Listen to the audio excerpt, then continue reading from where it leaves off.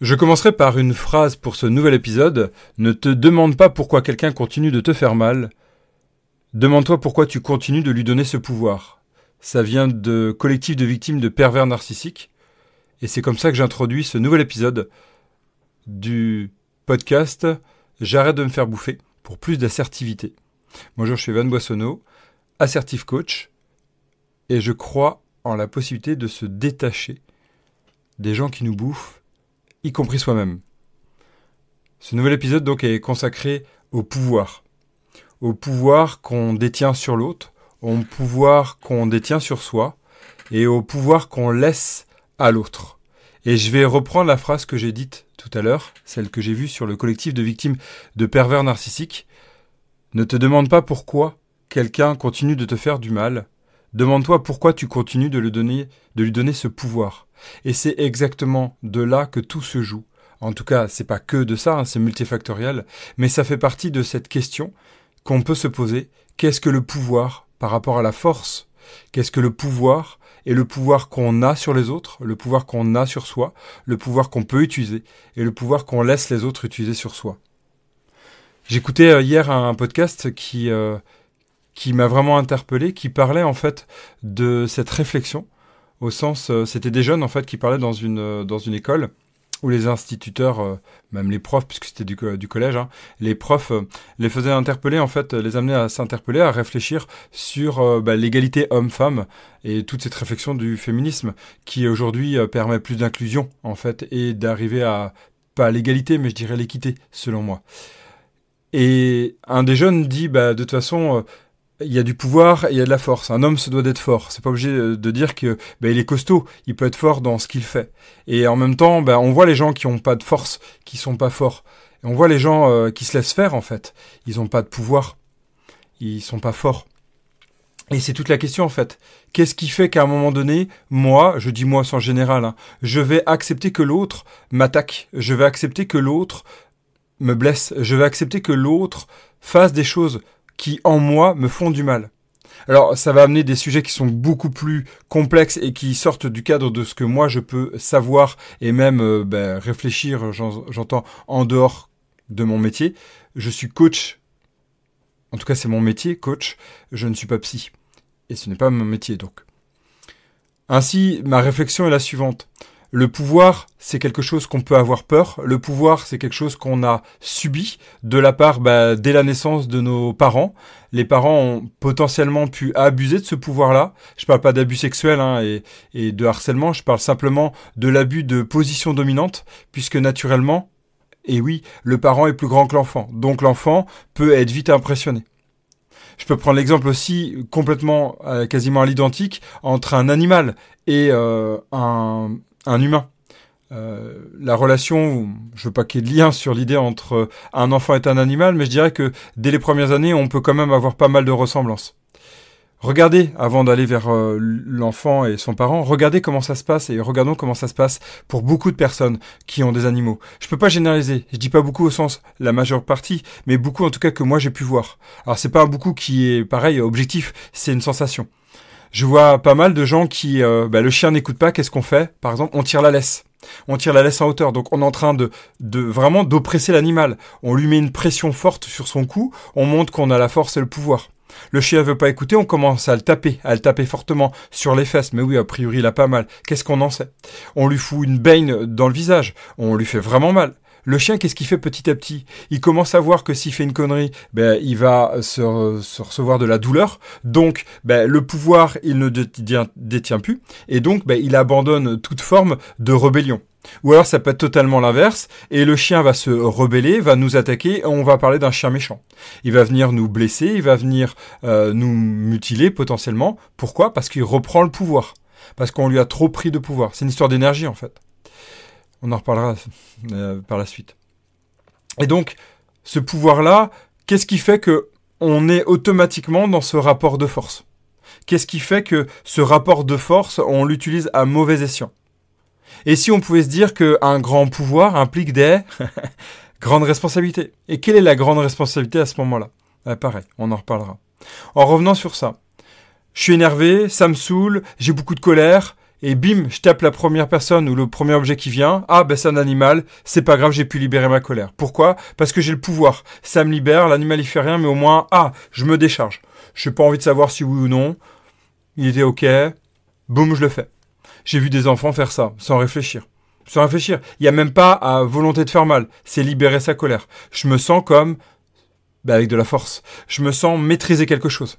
Et donc, mon ego, mon plaisir de ressentir une estime de moi, j'imagine, je suis pas psy pareil, mais c'est ce que je me dis, là, va être un peu plus renforcé.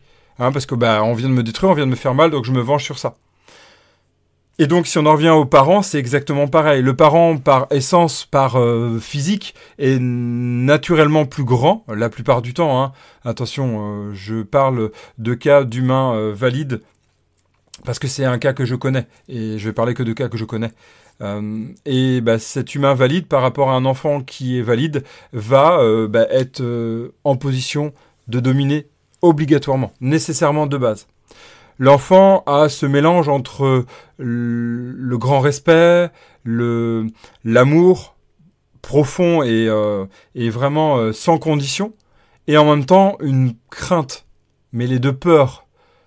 Et plus le parent va utiliser son pouvoir de force, ce pouvoir qu'il a naturellement, plus l'enfant va avoir peur, et plus l'enfant soit va arriver à la fuite et va mettre comme les chiens la queue entre les jambes, soit l'enfant va au début ne rien dire, puis intérioriser, puis après potentiellement à l'adolescence, comme on dit souvent, se rebeller.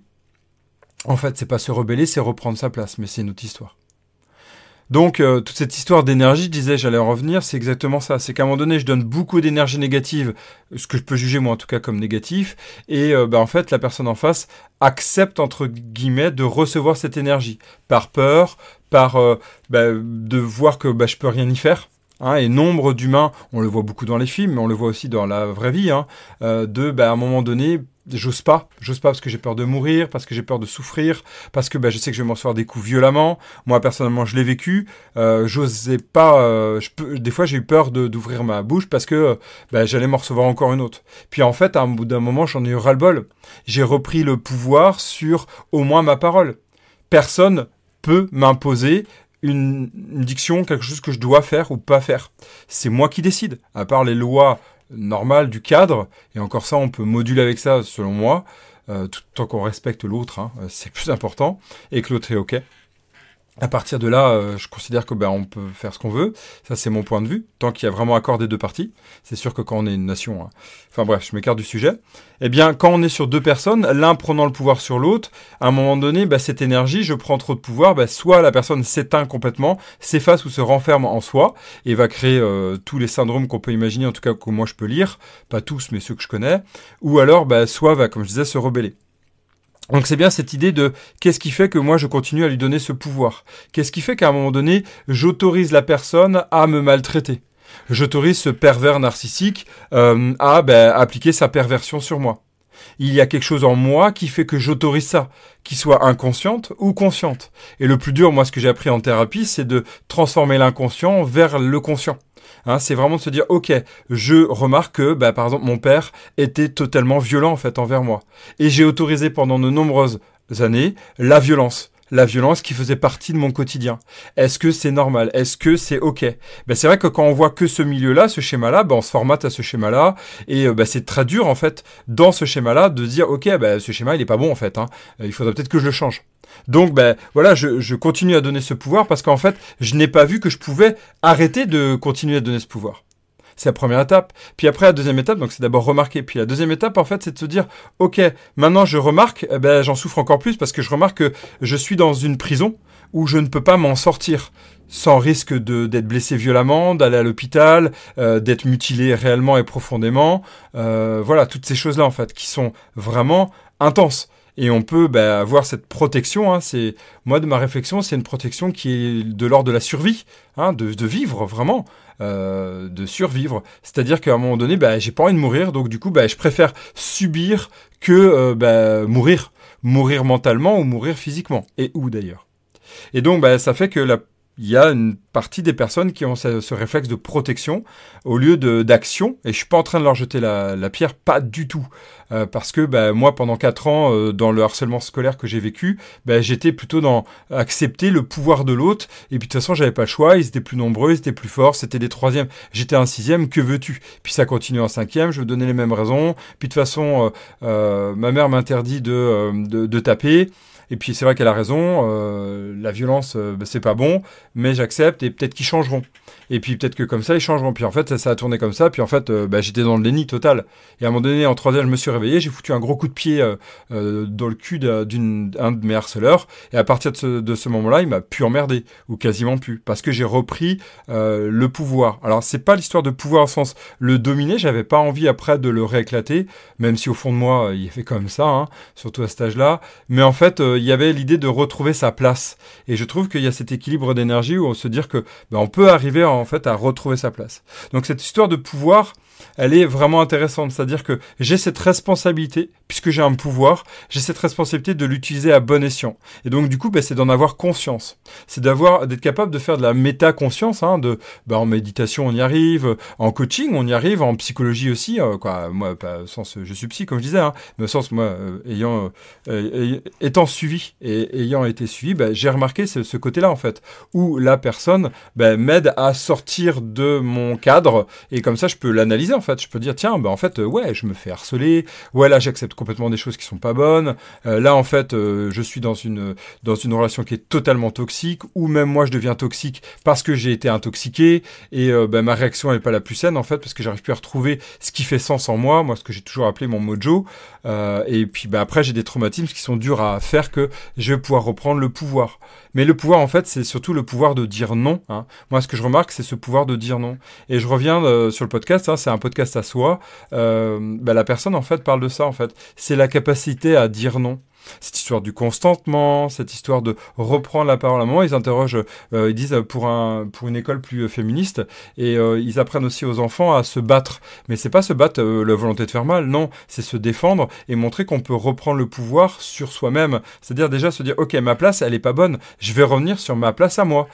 J'ai un oncle, une tante qui me harcèle sexuellement, qui est allé vraiment jusqu'à des abus sexuels. Eh bien, comment je peux faire pour éviter ça? C'est très facile à dire, c'est très facile. Et encore, non, c'est pas facile à dire, mais le dire quand on l'a pas vécu, encore une fois, moi je parle que des choses que je connais. J'ai vraiment des relations, des personnes que je connais qui m'en ont parlé, qui ont vécu ça, ou dans la famille ont vécu ça, mais c'est pareil, moi je l'ai pas vécu, donc je ne sais pas ce que ça fait, je sais pas à quel point c'est difficile, mais par contre j'ai entendu là ces 2 personnes là qui sont venues à l'école enseigner ça à des enfants, être capable de reprendre la capacité à dire non fermement, et si on n'y arrive pas, à partir. C'est une sorte de non, en fait, la fuite. Mais une fuite qui n'est pas mentale à s'intérioriser, mais une fuite de partir vraiment. Et c'est toute cette idée-là. Alors, par contre, je voulais faire un aparté par rapport à ça, c'est qu'il y a quand même cette difficulté, puisqu'à un moment donné, en fait, il y a ce jeu qui est juste horrible, qui est quasiment schizophrène de mon point de vue, entre l'amour que j'ai et le ressenti de je me fais oppresser, je me fais harceler, je me fais taper, je subis vraiment d'énormes pressions, je me sens pas bien et pourtant j'aime cette personne. Et comment je peux détacher les 2 informations? Je l'aime de manière inconditionnelle, mon papa, ma maman, et en même temps, elle me fait du mal, cette personne. Moi, ça a été très dur, par exemple, d'accepter ça pendant longtemps. Et moi, je voyais que non, mon papa, il a jamais été violent avec moi. En fait, si, il a été violent avec moi. Il a été vraiment violent avec moi, et pas qu'avec moi, avec toute ma famille. Et ça, moi, j'en parle naturellement maintenant, mais ça a été très dur. Ça fait pas longtemps que je suis capable de dire que mon père a été violent. Et vraiment très violent. Et ça a été, une libération, parce qu'en fait, même si après coup, j'ai repris le pouvoir sur un passé qui me hantait encore. Et ça me permet de m'asseoir encore plus sur ma place. Et donc l'idée, qu'est-ce qu'on peut conclure par rapport à ça?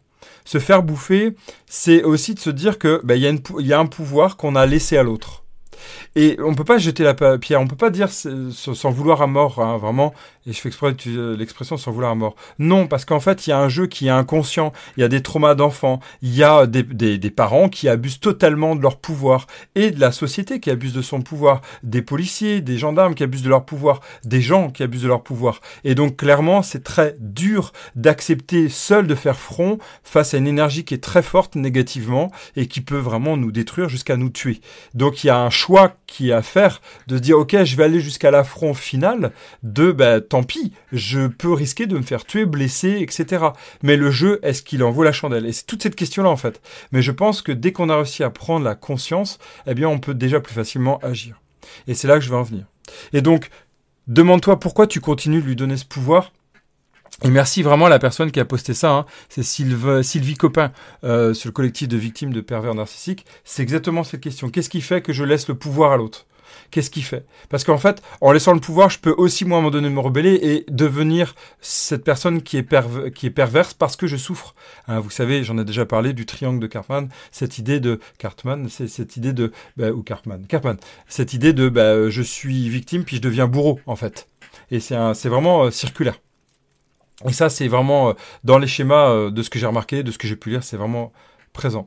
Donc comment réussir à sortir, c'est la première question, donc prendre conscience. La deuxième après, c'est de s'entourer. C'est de s'entourer selon moi. Réussir à arrêter de donner le pouvoir, c'est aussi s'entourer, se faire suivre. Pour moi, vraiment, c'est super. Coaching et thérapie et coaching ou thérapie simple. Vraiment travailler sur soi. Et après, si ça marche pas, partir. C'est sûr qu'un enfant, jusqu'à 13 ans, on peut pas. Il a des grandes difficultés à parler, etc. Un podcast à soi en parle, hein, d'ailleurs, de ça. Mais clairement, c'est quelque chose que, quand on est adulte, on peut, entre guillemets, plus facilement faire, même si, pareil, il y a beaucoup d'impact, la famille, etc. Mais à un moment donné, on n'en peut plus.